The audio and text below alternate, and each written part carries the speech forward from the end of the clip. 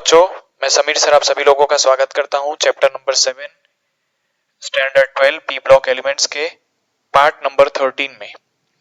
यहाँ पर हम लोगों को ऑक्सो एसिड्स ऑफ सल्फर की बात करनी है। सल्फर जो है वो बहुत ज्यादा नंबर ऑफ ऑक्सो एसिड जो है वो बनाता है, जिसमें से कुछ ऑक्सो एसिड्स आपको यहाँ पर दिए हुए हैं। ऐसे ऑक्सीजन कंपाउंड्स जिनके पास एसिडिक प्रॉपर्टी होती है, जिसके पास हाइड्रोजन होता है, उनको हम लोग ऑक्सो एसिड्स बोलते हैं। तो H2SO3, H2S2O3, H2S2O4, H2S2O5, H2SXO6, जहां पर X का वैल्यू 2 से लेकर के 5 तक हो सकता है, इस तरीके के सिंगल कंपाउंड्स बनाता है। या फिर H2SO4, H2S2O7, H2SO5, H2S2O8, इस तरीके के भी कंपाउंड जो है वो बनाता है। हम लोग अभी एक ट्रिक सीखेंगे जिसकी मदद से आप कोई भी ऑक्सो एसिड का नाम या तो फिर स्ट्रक्चर जो है वो बहुत ही आसानी से डिराइव कर सकते हो। कुछ ऑक्सो एसिड जो हैं वो अनस्टेबल होते हैं और उनको हम आइसोलेट नहीं कर सकते हैं। वो सिर्फ और सिर्फ एक्वियस सॉल्यूशन में नोन होते हैं in the form of their salts, वो सॉल्ट्स बनाते हैं। कुछ इंपॉर्टेंट ऑक्सो एसिड जो हैं उनको यहाँ पर मैंने रिप्रेजेंट किया हुआ है। तो चलो अब ट्रिक समझ लेते हैं कि भाई सल्फर के ऑक्सो एसिड्स की ट्रिक क्या है, जिसकी मदद से हम उसके ऑक्सो एसिड्स को लिख सकते हैं। देखो बच्चों, आप लोगों को जो टेबल मैं बता रहा हूं, यहाँ पर टोटल 2 टेबल है, वो आप लोगों को याद कर लेने हैं। यहाँ पर लिखोगे हाइपो, ऑर्थो, ऑर्थो और यहाँ पर परऑक्सी। हाइपो, ऑर्थो, ऑर्थो, परऑक्सी, यहाँ पर H, यहाँ पर S, यहाँ पर O, क्योंकि सल्फर के ऑक्सो एसिड्स है। फिर यहाँ पर आएगा अस, यहाँ पर अस, यहाँ पर एक और यहाँ पर एक। अभी यहाँ पर 2 2 2 2 1 1 1 1 2 3 4 5, एक तो टेबल ये हो गया। इसके अलावा दूसरे ऑक्सो एसिड्स के लिए एक दूसरा टेबल है, जिसके अंदर आप यहाँ पर लिखोगे थायो, थायो। 2 से 3 बार आप लोगों को नोटबुक में लिख के प्रैक्टिस करना पड़ेगा, तो ये टेबल लर्न हो जाएगा। अगर ये टेबल लर्न हो गया, फिर आप कोई भी सल्फर का ऑक्सो एसिड जो है उसको लिख सकते हो।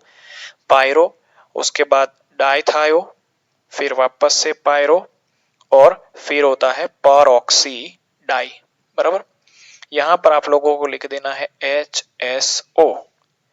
फिर यहां पर 2 2 2 2 2 2 2। देखो हाइड्रोजन तो दोनों के केसेस में 2 ही है। सल्फर जो है उधर 1 है और इधर 2 है। डन है। अब ऑक्सीजन, तो ऑक्सीजन को 2 3 4 5 6 7 और 8 तक ले आओ। फिर सफिक्स जो है वो यहाँ पर अस, इक, अस, अस, इक, इक, इक, इस तरीके से आएगा, बराबर। अब ये टेबल लर्न हो गया, उसके बाद हम कोई भी ऑक्सो एसिड को लिख सकते हैं, बराबर। जैसे सबसे पहले हमको दिया हुआ है H2SO3, तो H2SO3 कहां पर आता है? H2SO3 मतलब इसको हम लोग बोलेंगे ऑर्थो सल्फ्यूरस एसिड। इसको सिंपल वे में सल्फ्यूरस एसिड भी बोला जाता है, सल्फ्यूरस एसिड भी बोला जाता है, बराबर। स्ट्रक्चर कैसे ड्रॉ करने हैं उसको बाद में डिस्कस करते हैं। सपोज करो कि आपको H2SO4 दिया है, बराबर, H2SO4, तो H2S और 4 मतलब हम उसको क्या बोलेंगे? ऑर्थो। आगे के प्रीफिक्स जो है वो दिए भी हो सकते हैं, नहीं भी दिए हो सकते हैं। मतलब ऑर्थो सल्फ्यूरिक एसिड लिखना है या तो फिर सल्फ्यूरिक एसिड लिखना है।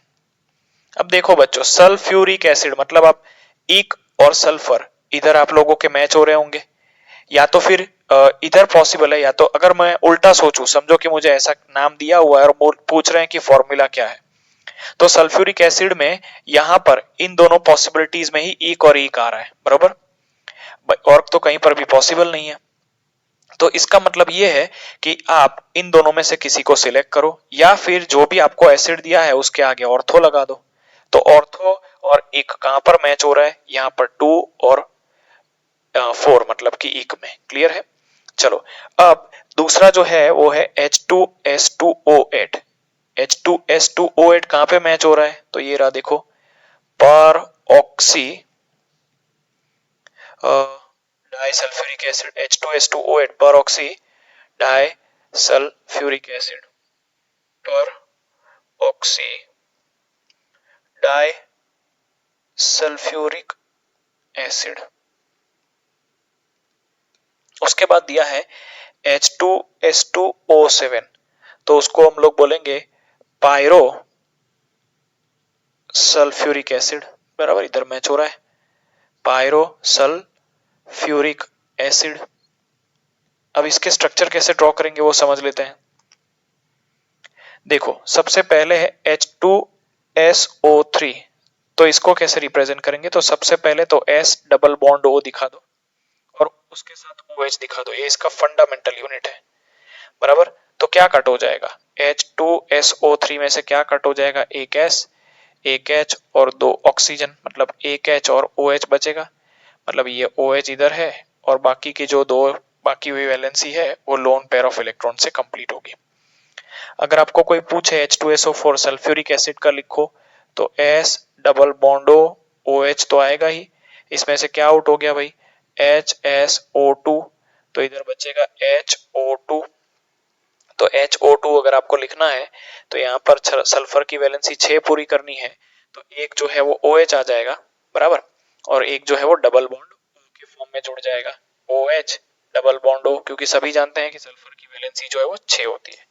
इसके बाद टेक्स्ट बुक में दिया है H2S2O8, तो ट्रिक उसके लिए भी बिल्कुल सेम है। यहाँ पर S डबल बॉन्डो OH लिख दो, यहाँ पर S डबल बॉन्डो OH लिख दो। उसके बाद यहाँ पर क्या आएगा, H2S2O4 आएगा, बराबर।